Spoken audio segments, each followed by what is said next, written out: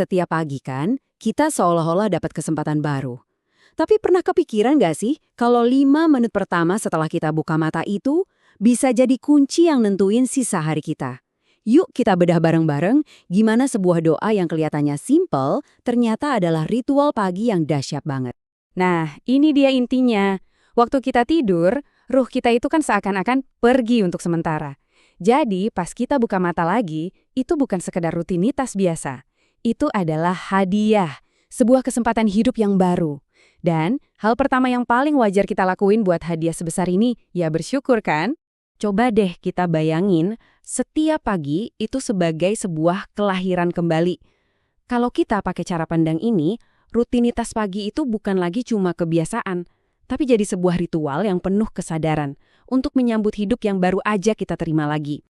Dan ucapan syukur pertama kita ini bukan kata-kata biasa loh.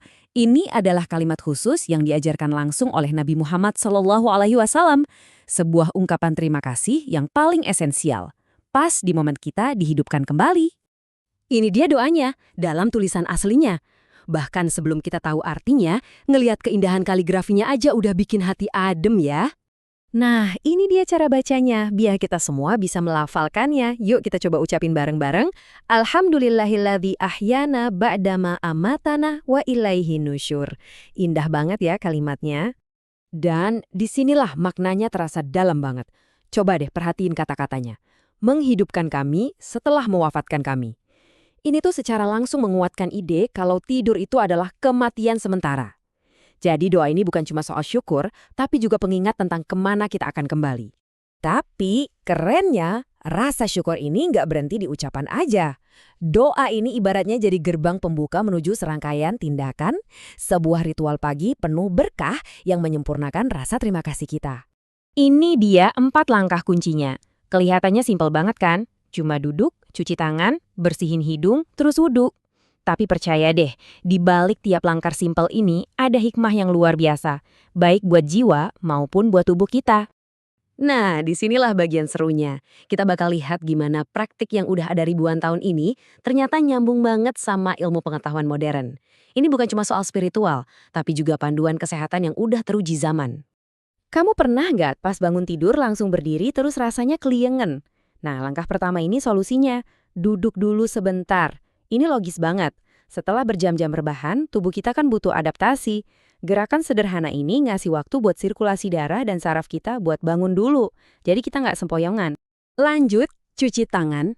Nabi Muhammad SAW pernah bersabda, karena seseorang tidak tahu di mana tangannya berada di waktu malam. Ini kan soal kebersihan dasar ya. Sebelum kita nyentuh muka, mulut, atau makanan, kita pastiin dulu tangan kita bersih dari kuman yang mungkin nempel semalaman. Oke, sekarang coba lihat gambar sinus ini. Ada sebuah sunnah yang namanya istinsyak, yaitu membersihkan hidung dengan menghirup sedikit air. Dan yang luar biasa, praktik dari ribuan tahun lalu ini ternyata mirip banget sama prosedur medis modern yang disebut nasal irrigation atau cuci hidung.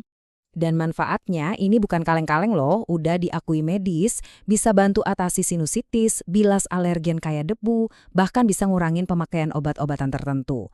Ini bukti nyata kalau sebuah praktik kuno itu bisa relevan banget di zaman modern.